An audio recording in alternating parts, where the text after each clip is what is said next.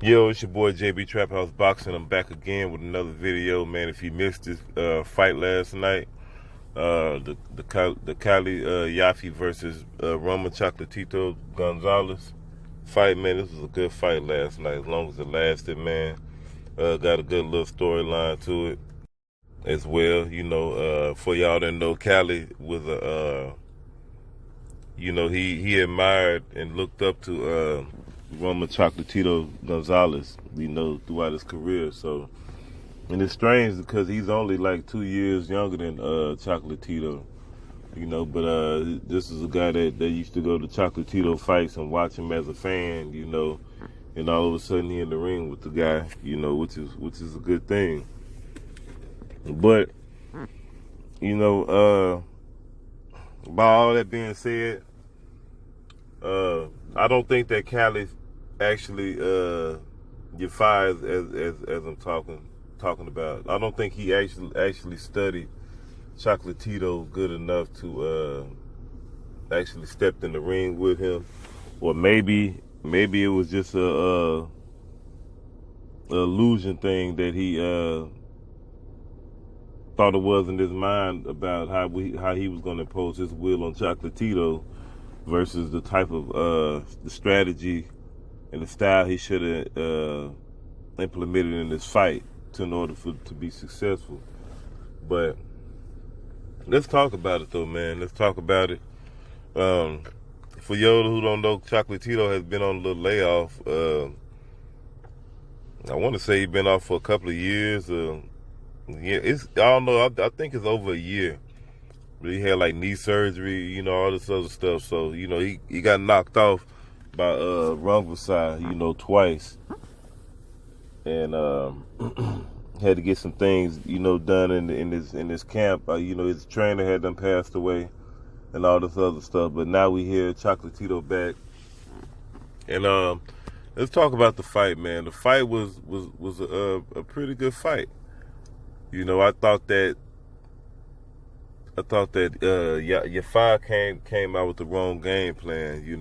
He came in trying to oppose his will, put his size on Roman Chocolatito Gonzales, and in the first round, I was like, oh man, I see, I was seeing like the size and the power difference, in the shots that was being, thrown. But it was just in the first round, and I was like, well, maybe he can keep this up all night. We gonna see, because it looked like Chocolatito was like I said, was looking a little vulnerable. But that was just the first round. He had to start up a little bit. But as the second round came out, and then what I noticed, what caught me in the end of the first round, that Yafai had a cut over his nose, and his corner was telling him to just box. Shoot the jab, use the 1-2, use the ring, things like that. And Yafai didn't plan on doing that, particularly early on in the fight. But he had a cut over his nose, and I thought it was a little bit alarming already by him already getting cut. But he, as the rounds go by, he still, proceeds to go out there and fight the inside fight. Yafai, for some apparent reason, I guess he felt comfortable fighting in the inside. I guess he wasn't respecting Chocolatito's power. And Chocolatito's the type of fighter, he's not gonna sit down on all his shots. He's a flow fighter. He's a rhythm and flow fighter. He don't load up. He just let his hands go. And he wears you down with his pace and his rhythm. And Yafai found that out, probably in about the second or the third round. He started figuring that out. That he started getting touched with left hooks to the body, as Chocolatito was warming up. Left hooks to the body, right hooks to the body. The uppercut, he was landing the uppercut at will on Yafai. Pretty much sidestepping, landing the uppercuts. Yafai figured out what type of fight he was in, probably around by like the third, like I said, the third round. You know, his corner steady telling him to you know, use the ring. You know, box. You know, Yafai, by the time he wanted to fight on the outside, Yafai found out it was pretty much too late. At that time, you know, he figured out it was pretty much too late. You know, he had already been beaten and antagonized into a war that he signed up for. You know, and he didn't realize that he signed up for it. You know, I guess he thought that Chocolatito was washed up and was done. You know, but it's hard to beat a guy like Chocolatito in a technical war, in a technical battle, especially in the inside. You know, it's hard to beat a guy like him because he is a tactician. And a lot of people don't give Chocolatito his credit, but Chocolatito is a good fighter. You know, I have been critical on him in the past, but Chocolatito is a good fighter. Yeah, he did a couple of fights that I thought was questionable that I thought he lost, like the Quadras fight. But other than that, Chocolatito is a good fighter. I think that he is back. He looked pretty good in this fight last night. But I don't want y'all to get you know, confused about this whole. It wasn't just no lopsided, one-sided just fight affair like that. But the thing is this: Yafai was having success in the inside in the fight. He was having success in the fight, but he wasn't having as much success as Chocolatito. You know, I had like the first round I gave it to Yafai, the second round I gave it to Chocolatito. The rounds was kind of, you know, going a little close back and forth. You know, but I had Chocolatito, you know, had the leverage and the momentum after the second round. You know, that's what I had. That's what I seen in the fight. You know, Chocolatito was pressing the pace, you know, more than Yafai was. You know, well, I'm gonna say Yafai was doing more backpedaling in times of the fight than Chocolatito was. I didn't see Chocolatito really going backwards hardly at all in this fight.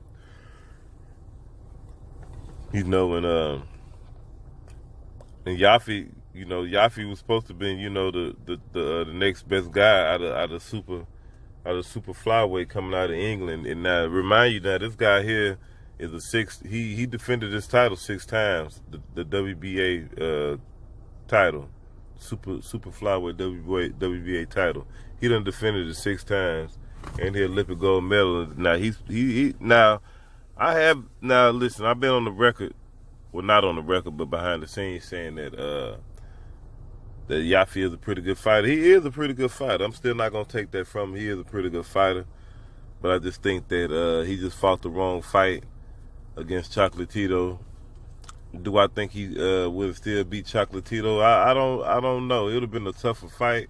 But I think Chocolatito probably would have still walked him down and beat him up at some point in time in the fight. You know, this fight only lasted, 8 rounds.